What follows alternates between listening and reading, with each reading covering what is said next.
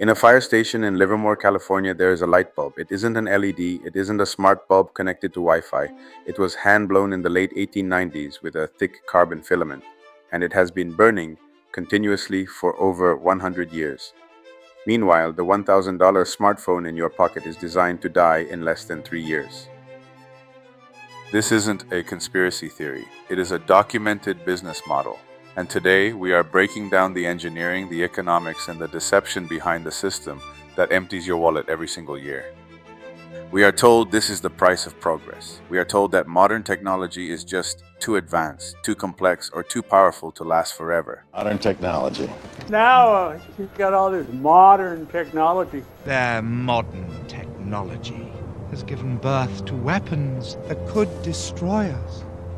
We accept that batteries degrade, screens crack, and processes slow down. But what if I told you that fragility isn't an accident?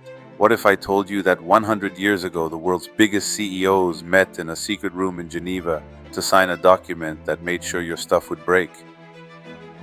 Before we go any deeper, a very quick thing. Around 90% of the people watching this video are not subscribed to the channel. If you're finding value in this story, if you appreciate the time, the research, and the effort that goes into telling it properly, hitting the subscribe button genuinely helps more than you think. It's free, it takes 1 second, and it's honestly the least you can do if you want to see more stories like this. It's what keeps this channel going, and it allows me to keep making deeper, more honest content for you. Alright, let's continue. To understand why your printer stops working today, we have to go back to Christmas 1924. While the world was celebrating, a group of men representing the biggest light bulb manufacturers on Earth, Philips, Osram, General Electric, gathered for a secret meeting. They had a problem. Their engineers were too good. In the early 1920s, the average light bulb lasted about 2,500 hours. For the consumer, this was a miracle. You bought a bulb, screwed it in, and forgot about it for years. But for the manufacturers, it was a disaster. If bulbs didn't burn out, sales dropped. The market was becoming saturated. Once everyone had a light bulb that lasted forever, who would buy a new one? So they formed the Phoebus Cartel. This wasn't a loose gentleman's agreement or a vague understanding. It was a strictly enforced law among the corporate giants. The cartel created a central bureau that physically tested bulbs from every factory in the alliance. If a factory produced a bulb that lasted longer than 1,000 hours, they were fined. We actually have the records of these fines.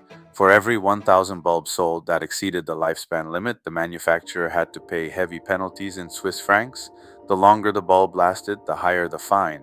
Think about that for a second. They didn't fine you for making a bad product. They fined you for making a good one. Engineers who had spent their entire careers trying to make filaments stronger, more efficient, and more durable were suddenly ordered to make them weaker. They had to reverse engineer failure. They altered the chemical composition of the filament and increased the voltage stress, ensuring the bulb would burn brighter but die sooner. By 1925, the 1,000-hour lifespan became the global standard. They successfully cut the value of the product by more than half, while keeping the price exactly the same. This was the birth of planned obsolescence, and once they realized it worked for light bulbs, they started looking at everything else. This meeting in Geneva changed the definition of good engineering forever. Suddenly, the best engineer wasn't the one who built the strongest machine, but the one who could calculate the exact moment it would fail. And the first victim of this new science was the nylon stocking. In 1940, DuPont released nylon stockings to the American market. They were marketed as a miracle material, strong, flexible, and nearly indestructible. Early demonstrations famously showed that you could tow a car with a pair of nylon stockings. They were a revolution compared to the fragile silk stockings of the past. But DuPont quickly realized the same thing the Phoebus Cartel did. If women bought one pair of stockings that lasted a lifetime, DuPont would go out of business. The miracle was a financial curse. So the chemists were sent back to the lab. While there is no smoking gun document like the Phoebus finds, the shift in product quality was undeniable and immediate. They tweaked the formula. They reduced the amount of UV stabilizers and altered the weave. The result was a stocking that was sheerer and more beautiful, yes, but also infinitely more fragile. They engineered anxiety into the product. Every time you wear them, you're afraid they'll break. And when they do, you don't blame DuPont, you blame yourself for being clumsy. That is the genius of the scam. They shifted the blame from the manufacturer's design to the consumer's behavior. Fast forward to the 21st century. The Phoebus Cartel is gone, but their playbook is the industry standard, only now it's gone digital. It's no longer just about physical fragility, it's about software locks and digital expiration dates. Let's talk about the most hated device in your home office, the Inkjet printer. You buy a printer for $40. It's cheaper than the ink cartridges themselves. How is that possible? Because the printer isn't the product. You are the product. Many modern cartridges contain a smart chip. This chip doesn't just measure ink levels, it counts pages. It estimates coverage.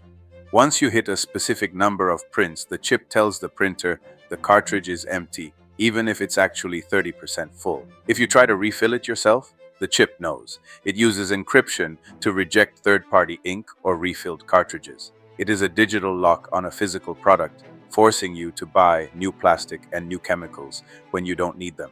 But the king of modern planned obsolescence isn't a printer company. It's the company that made the phone you might be watching this on.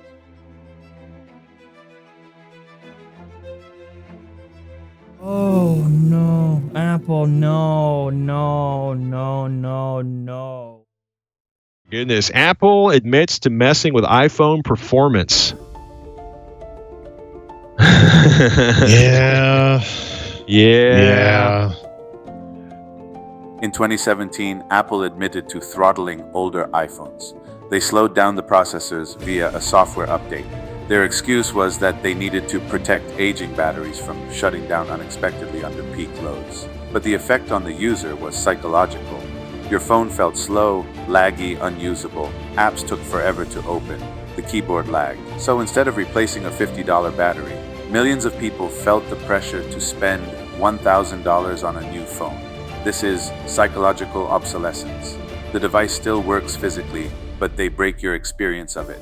They make you feel like you are falling behind, like your technology is obsolete, even when it is perfectly capable. It has gotten so bad that now companies are claiming you don't even own the products you buy.